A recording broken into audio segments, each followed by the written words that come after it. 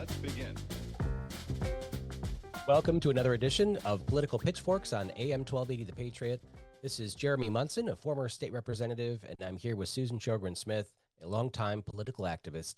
And we are here to interview Dr. Scott Jensen, a candidate for governor here in the great state of Minnesota.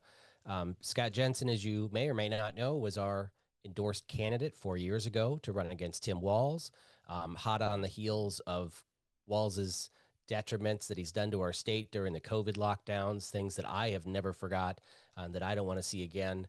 But Scott Jensen is running this cycle again in a crowded field of, I believe there are now 14 Republican candidates seeking the nomination for governor. So welcome to the show, Scott. It's good to see you back, and introduce yourself to listeners who are not familiar with you. Well, thank you, Jeremy, and thank you, Susan, for having me on. My background is, I think, prototypic of many Minnesotans. I grew up in a little town called Sleepy Eye. My mom was my best friend. My dad was my hero. I had 4 siblings. I went to Sleepy Eye Public High School, went to the University of Minnesota, had a little bit of a circuitous journey. I went through dental school part ways, then went to the seminary.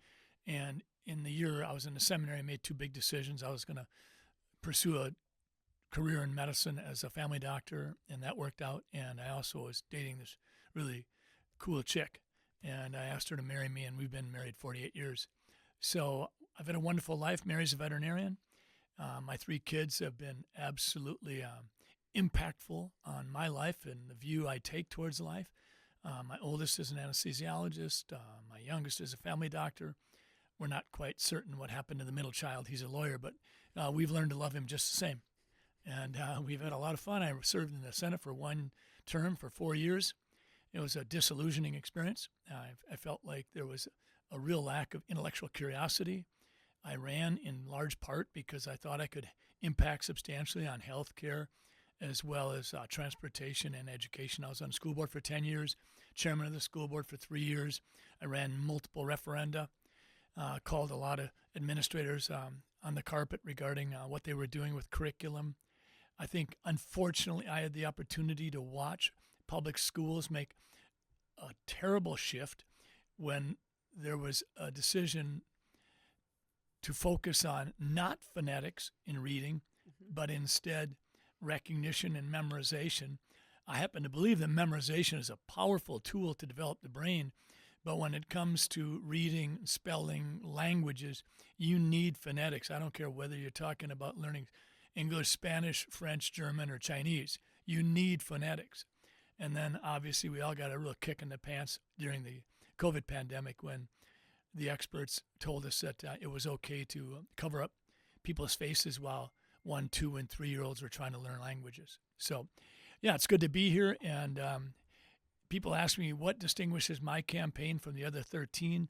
I think there are several things, but perhaps the biggest thing is I'm relatively fearless. I say the quiet thing out loud. I did that during COVID and almost lost my medical license. I was investigated 6 times. Never once was I investigated because a patient was upset with the care they received with me. Every one of the investigations came from more or less people that didn't like my politics. And that should never have happened. It did happen. And that's why I'm still in the courts suing the Minnesota Board of Medical Practice. I did successfully sue Keith Ellison, and he was not interested in abiding by the Freedom of Information Act, which in Minnesota is called the Data Practices Act. But we went to court, and the judge ruled in our favor that no, indeed, Keith Ellison had not turned over the documents that were necessary to turn over to me.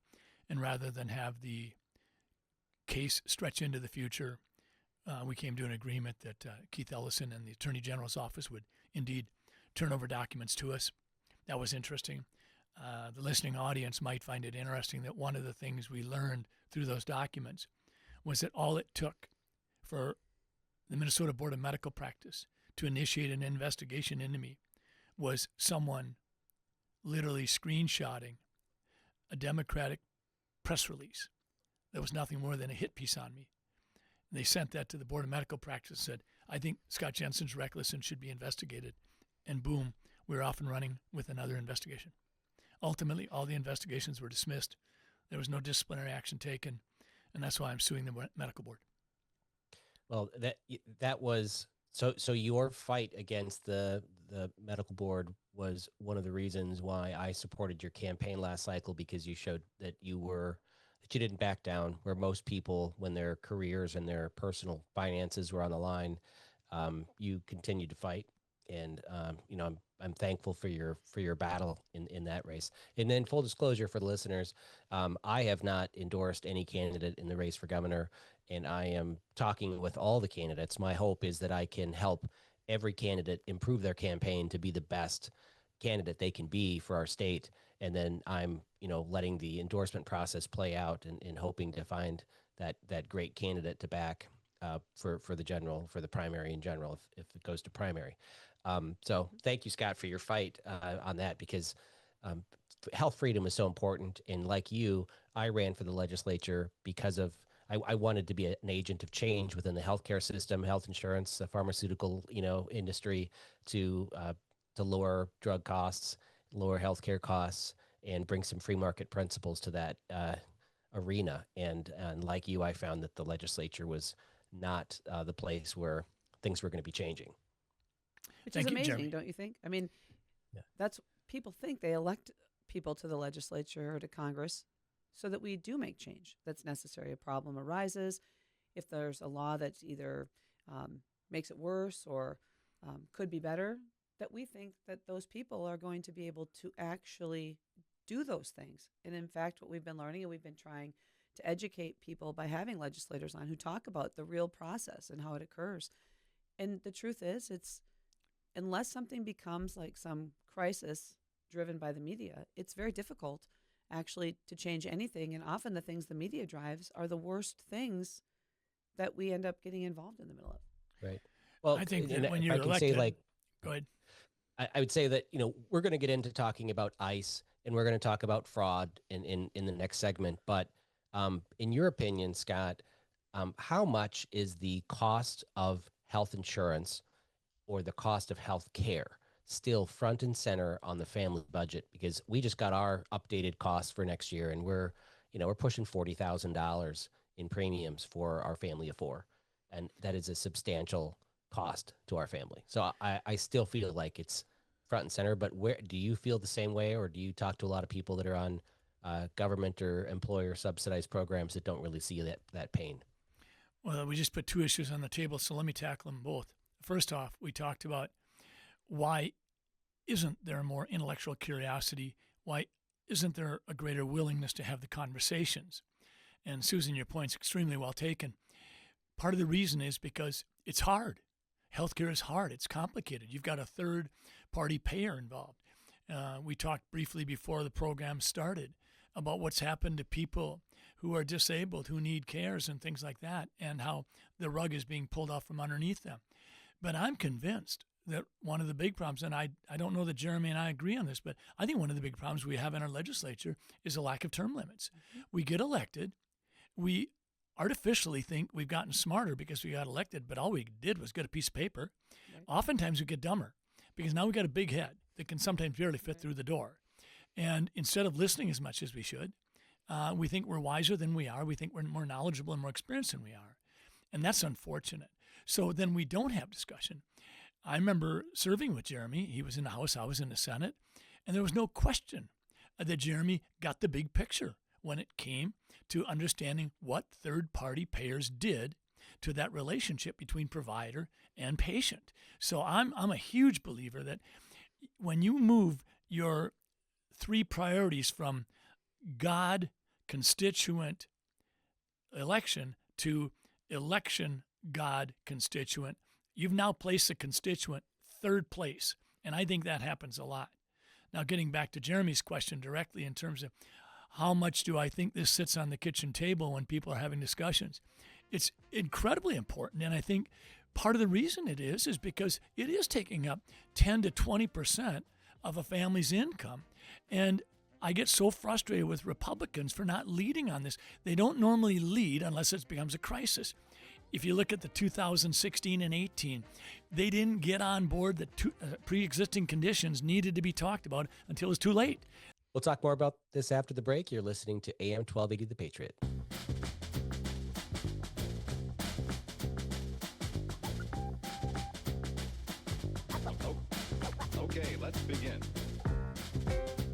Welcome back to Political Pitchforks on AM 1280 The Patriot. I'm Jeremy Munson, former state rep, and I'm here with Susan Sjogren-Smith and Dr. Scott Jensen, a candidate for governor in Minnesota.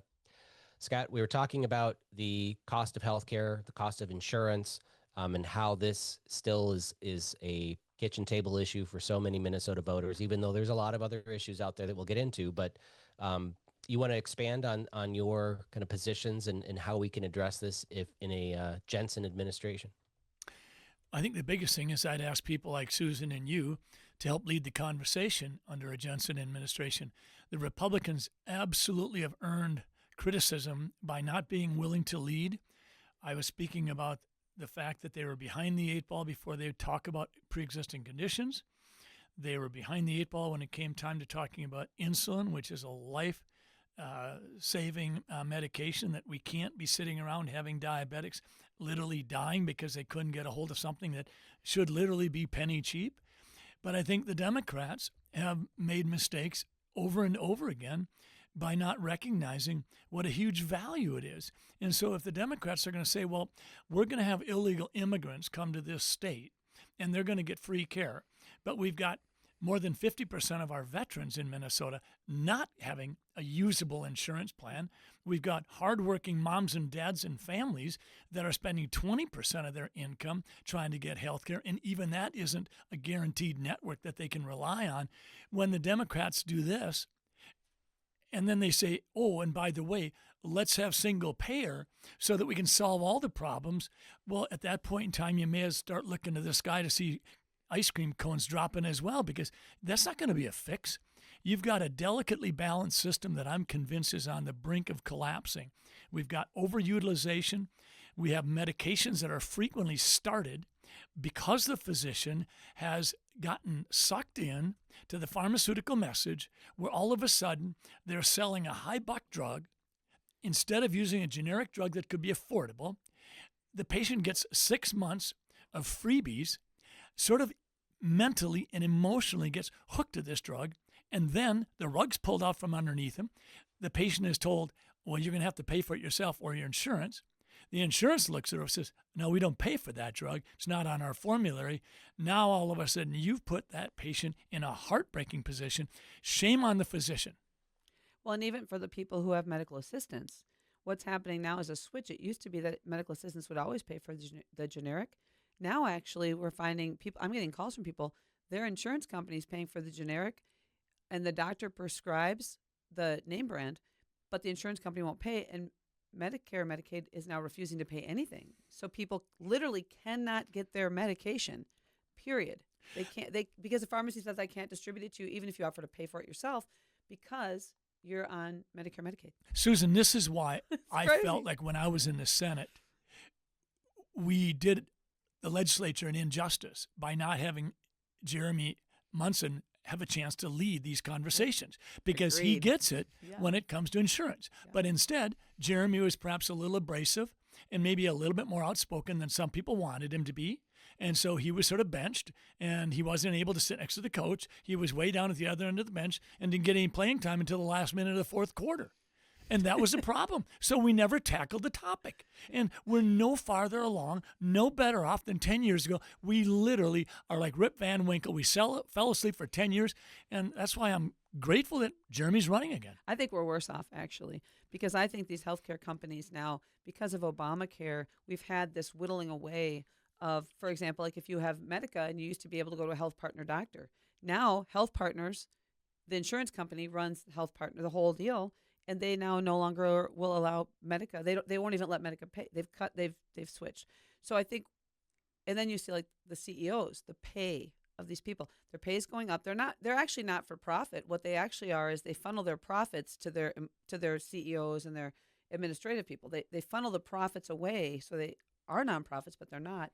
Meanwhile, care, what they're paying for is going down. Deductibles are going up. I just got a call from somebody who said even when they hit their deductible limit, now they've raised the total amount they have to pay to over $21,000 for two people. It was $14,000 last year.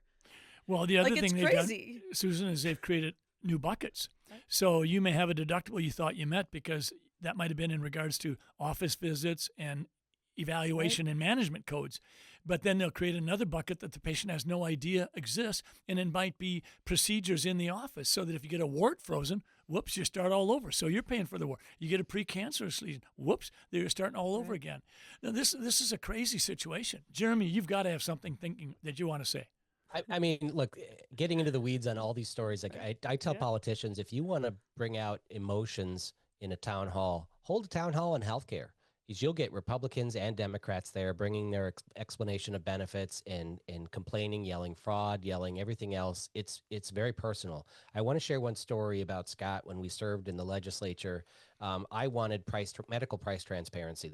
I thought was the key to lowering costs, letting people walk in a clinic and see like a Taco Bell what the prices are for things, cash price, if you have to list cash price, insurance price, whatever. And the lobbyists came out of the woodwork to shut it down.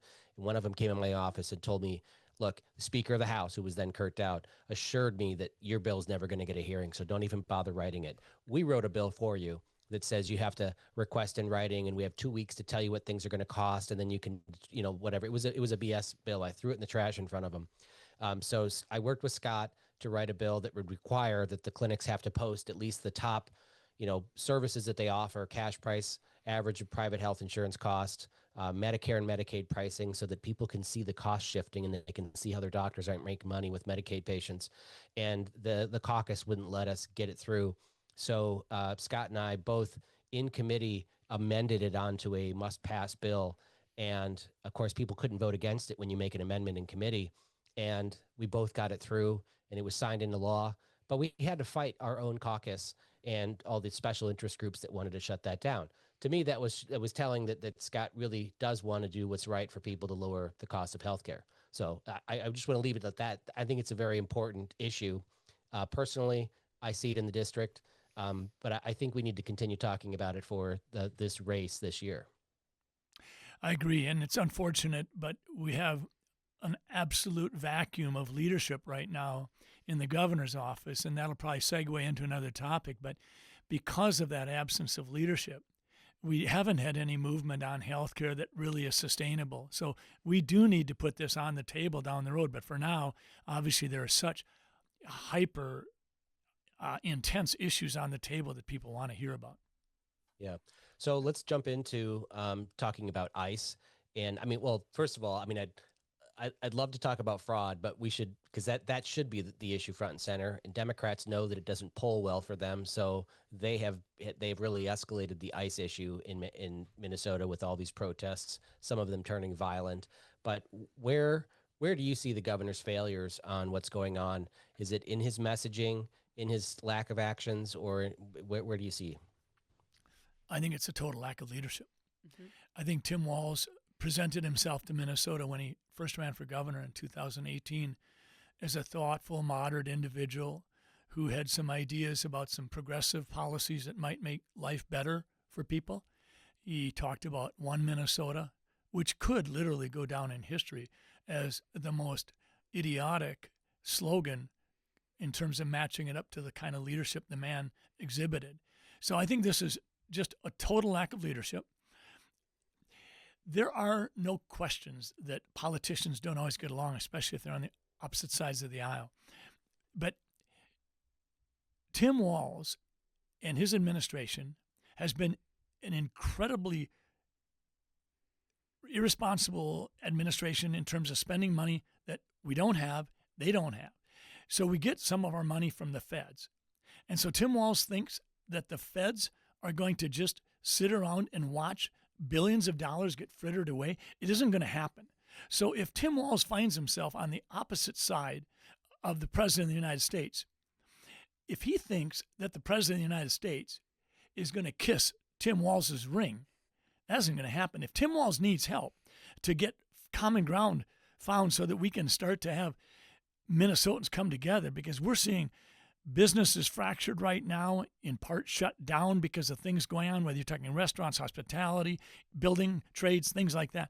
But I think Tim Walz should be reaching out to his congressional contingent, both in the Republican and the Democratic side. He should be reaching out to Amy Klobuchar. He should be saying, someone talk to President Trump. What do we need to do to find some common ground? Because as a leader, I need to make certain that we're turning down the temperature in Minnesota. People are getting hurt. People are being irresponsible by thinking that they can step into an action by a law enforcement officer. You can't do that. We've got laws. You can't pick and choose which laws get enforced. 2 years ago, the entire country was roiled and fired up that they wanted to secure a southern border and they wanted bad actors deported. That isn't an easy job. That's what they're trying to do. Now, along the way, tough things have happened. Is that okay? No, it's not okay. 37-year-old woman is dead. That diminishes all of us. None of us feel good about that. I am so sorry that happened. And yet, on the other hand, we have to respect the work our law enforcement officers are doing. If we don't, we are on a slippery slope toward what we saw happen in 2020, 2021, and people after that fact sort of said, my stars, what happened here? We've devastated entire blocks and blocks and blocks of our city. We've shut down business after business because people have no interest. They don't trust the politicians. They don't trust the Department of Health. This is at the lap of Tim Walz. Tim Walz may not have, quote, said, I'm going to defund the police, but he's actually doing it right now. He is defunding the police of the respect that they deserve. Right. These are all critical issues, and I think we've got 2 more segments to get at so many issues that are happening in Minnesota today. We could go on and on. So I appreciate you being here and taking the time, and we'll be back just in a few minutes to continue this discussion. Thank you, Susan.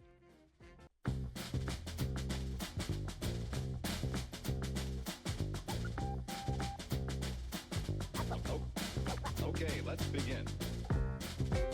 Welcome back to Political Pitchforks on AM 1280 The Patriot. We're talking with Dr. Scott Jensen, candidate for governor here in Minnesota, about the ICE actions and the protests in Minneapolis that are going on.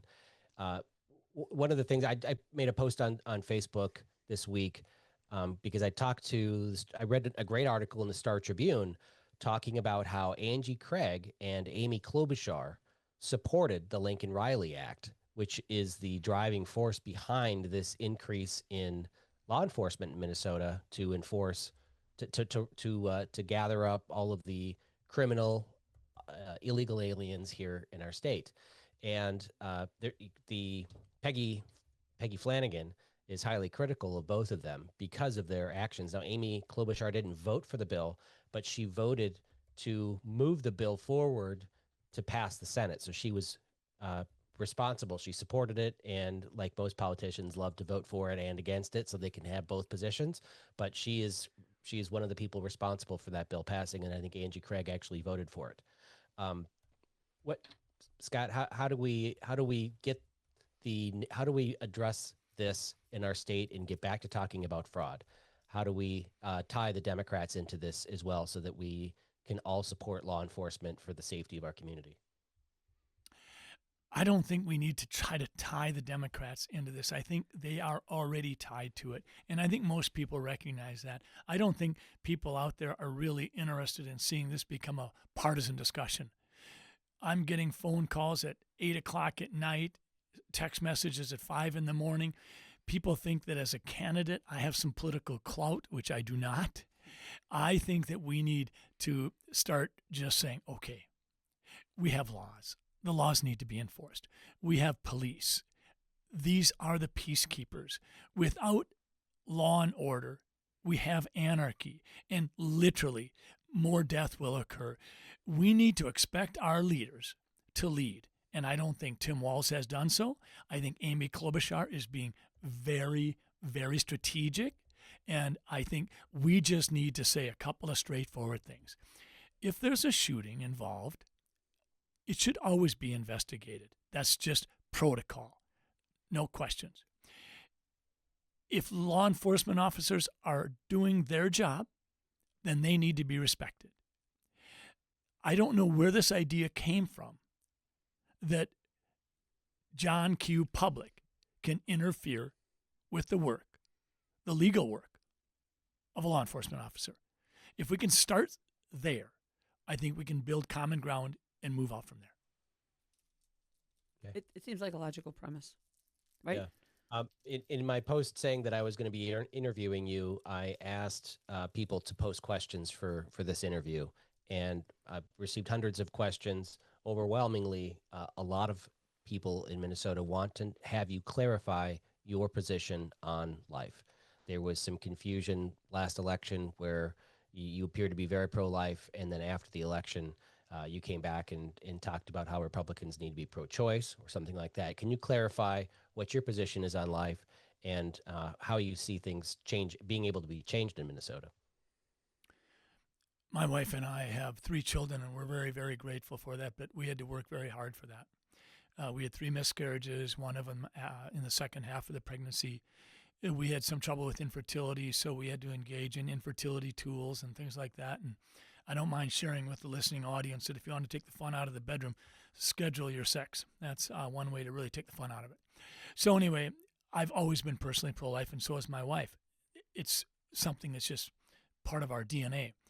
Having said that, in 2022, when I ran, I was not running in order to put a focus on that. I was running because of health care and because of spending and because of what had happened in crime, and the education system was falling apart. So that was never a priority because Roe v. Wade had been the law of the land my entire adult life. When Roe v. Wade was overturned, at that point in time, people said, well, what are you going to do now? It's gone. Well, people who knew of the past history of Minnesota knew that the 1995 decision by Doe v. Gomez simply said, now this is the only law. Before Roe v. Wade, people might have thought Roe v. Wade had an impact on Minnesota, but it really didn't because Doe v. Gomez was a Minnesota constitutional right for access to abortion. So now Roe v. Wade's gone, and people think, well, okay, well, now you can do this. No, the Supreme Court has ruled. So I said, you can be powerfully pro-life personally and recognize it from a policy perspective. It may well be settled law. And I'm not going to fight an uphill battle and push everything else aside. So did my position shift in terms of priority? It probably did, yeah.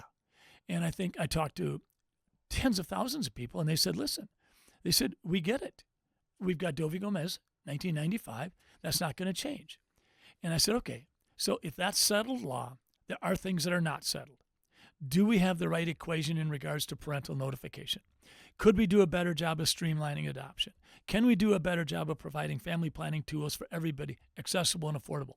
Why are we dumping the financial responsibility and challenge on women when it takes 2 to tango? Why don't we talk about some of these things? Why don't we fund pregnancy resource centers? I'm absolutely committed to that. But people like their labels. And you're this or you're that. But actually, 2 things can be true.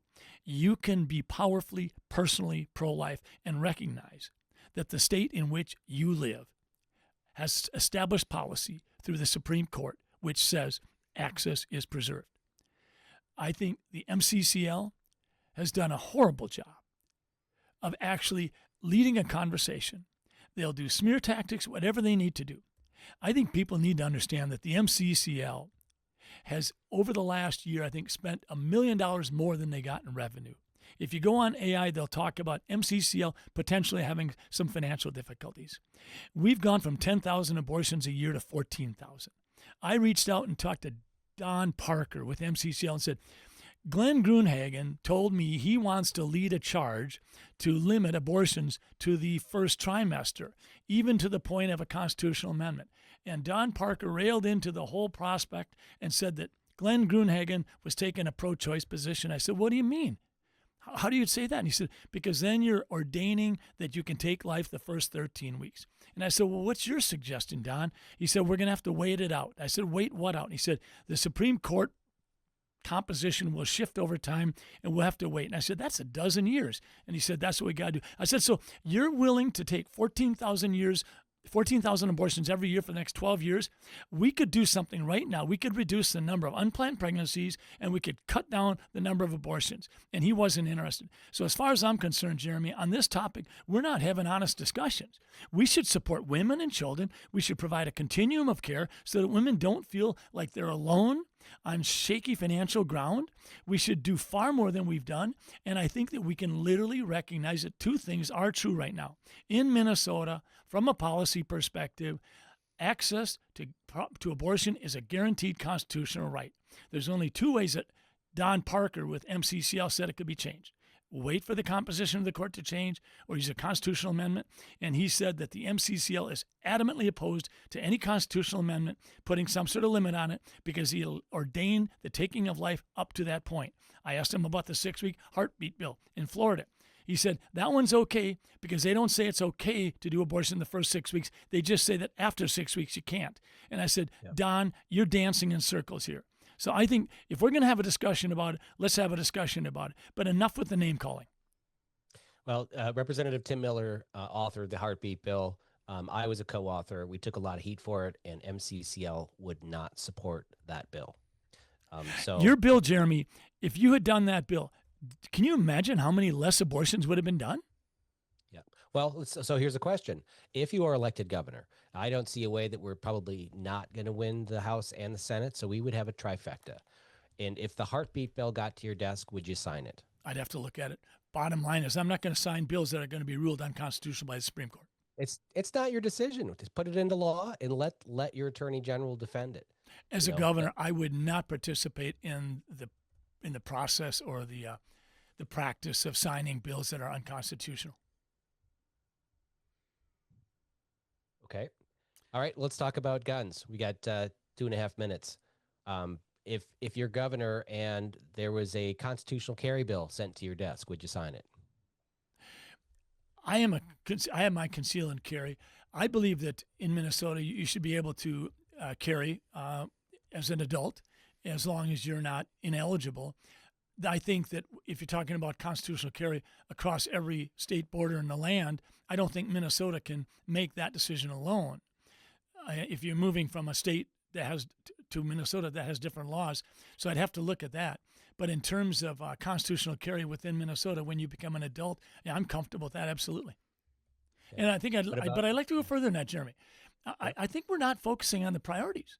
I think the priority, we have the ability to get a conceal and carry in Minnesota pretty easily.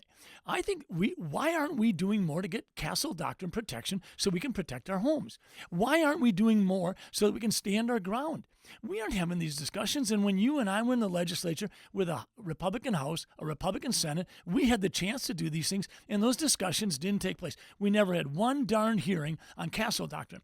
I think tens of thousands of Minnesotans believe that they should be able to protect their loved ones in their home without fear of having not adequately demonstrated that they tried to retreat out the back door.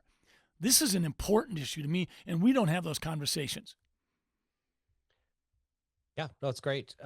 So when we come back for the last segment, I'd like to go through some lightning round of questions. I'm sure Susan has a lot to say too. Susan, you could lead the next session. We can ask a lot of questions, but well, I have a quick question for you here. Can a man get pregnant, Scott? No. Okay. I think we all agree here. I watched a painful 5-minute video in the congressional testimony where they went back and forth on it, and experts could not answer that question. We've seen that in the Supreme Court too. Should boys play in girl sports? There'll come a day when people will look back at us in this time of history and wonder, what in the hell went wrong with us? Okay. Well, when we come back with our final segment with Dr. Right. Scott Jensen, we're going to ask him a lightning round of questions. You're listening to Political Pitchforks on AM 1280 The Patriot.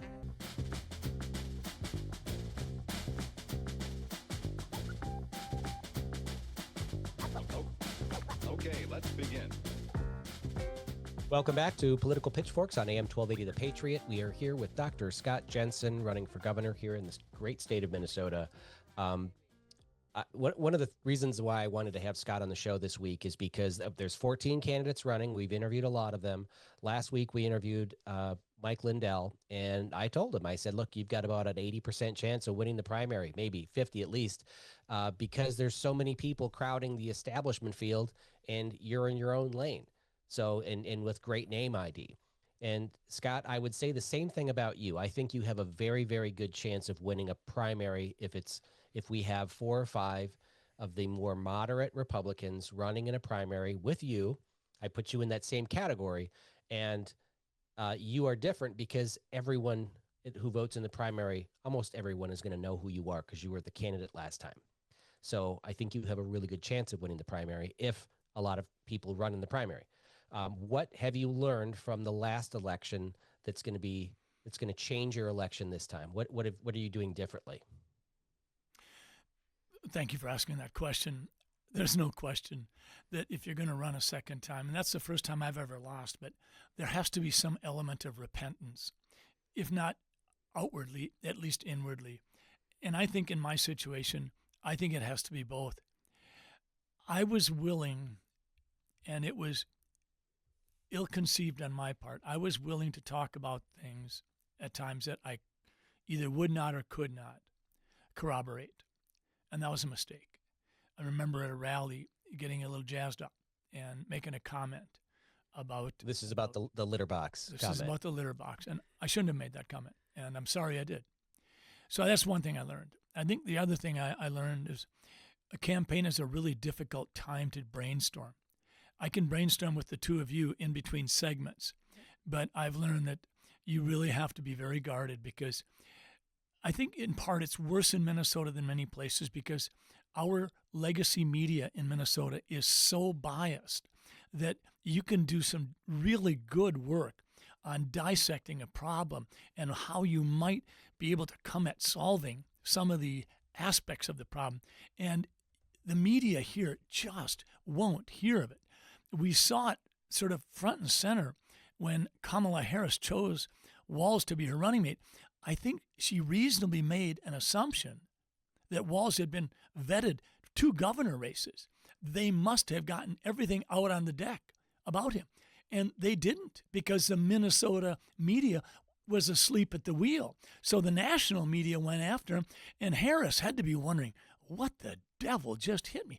That is a sign of how difficult it is as a pragmatic conservative constitutionalist, how difficult it is to put an idea on the table, brainstorm during a campaign. You pretty much got to be very careful or they're just going to take 3 or 4 words or 1 or 2 phrases and they're going to rip you.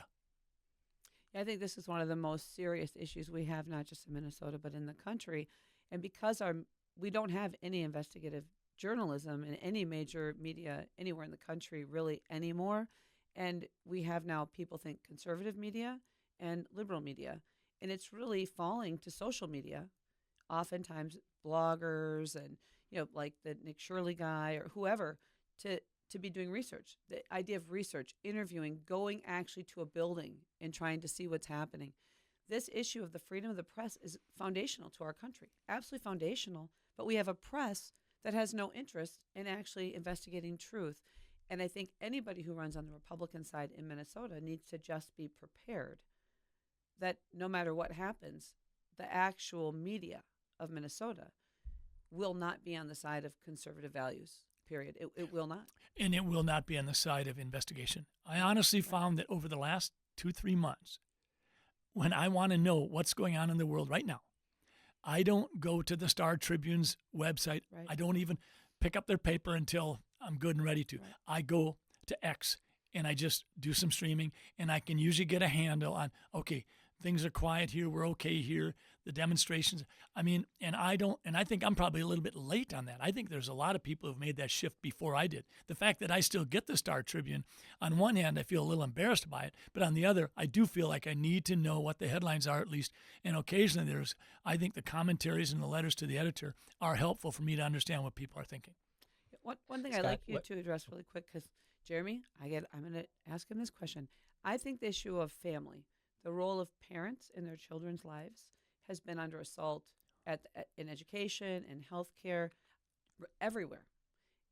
And where do you think the line for the government is in protecting those parental rights versus legislating them away? Parental assault is the perfect phrase.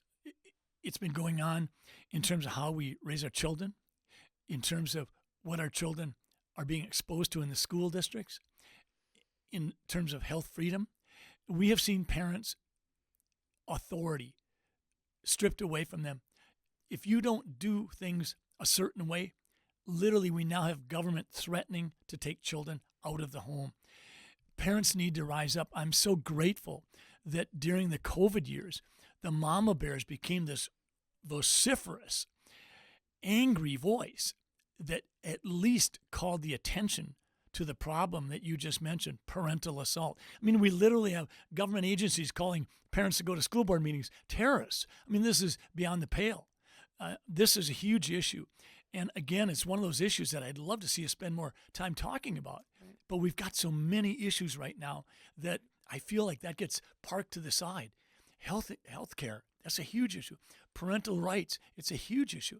The notion that in the state of Minnesota, a minor child can be having a surgical procedure and a parent may not even be informed about it. They may not even know that their daughter down the hallway at night at 2 o'clock in the morning could be encountering serious health impacts that could lead to ultimate death, and they don't even know.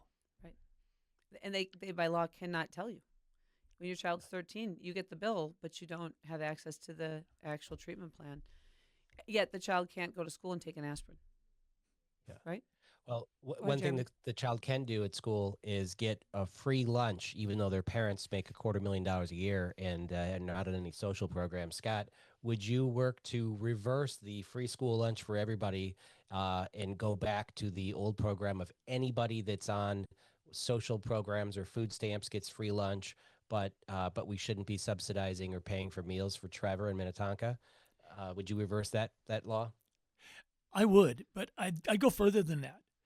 I think we've got to stop doing these feel-good policies at the school level when we don't know what's going on. I've talked to a lot of the people that work in the kitchens and the custodial staffs, and they've indicated that they almost want to throw up at the waste of food at the end of breakfast and lunch.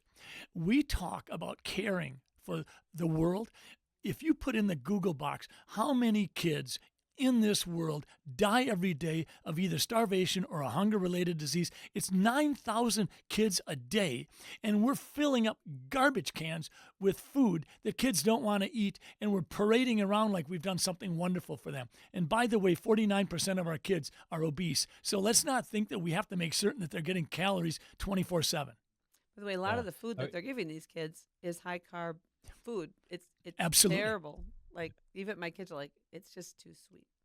So we've got just 2 minutes left, Scott. Yeah. I want you to answer what you will do about the paid family leave if you're governor and have a trifecta, and then let us know how people can get a hold of your campaign and get involved. The paid family medical leave should be stopped and suspended, if at all possible, the first day a governor gets elected. If you can do an executive order to undermine it or undercut it. It was projected to have 120,000 people in the first year, which is 10,000 a month.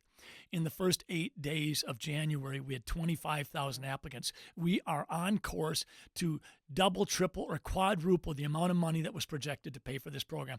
This program, in order for it to be administered, is calling for 400 full-time equivalents.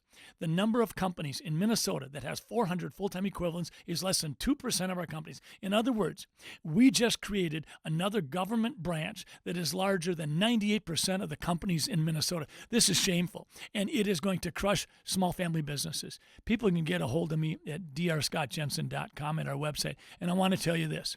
I am the only candidate that on our website has put clearly what my position is on abortion, what I would do to support women, how I would absolutely streamline adoption, how I would create a continuum of care, how I would fund pregnancy resource centers. Every other candidate is ducking the issues at the debates. Not one candidate has said anything different than I've said. It's settled law. It's a Supreme Court Court decision. The Supreme Court consists of 7 liberal justices in Minnesota.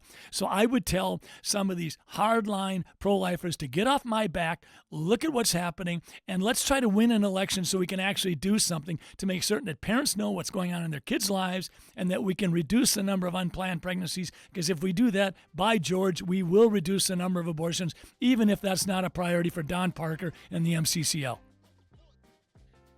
On that note, I want to thank you for being here. We really appreciate you coming. I think we have a few more candidates to go, and you being here, I think, is gonna probably kick them on air. So, but Susan, none of them will be as funny or as good looking as me, right? And they won't be Norwegian. Yeah. And, Thank you, Scott. Yeah, I really appreciate you coming on. Thank you.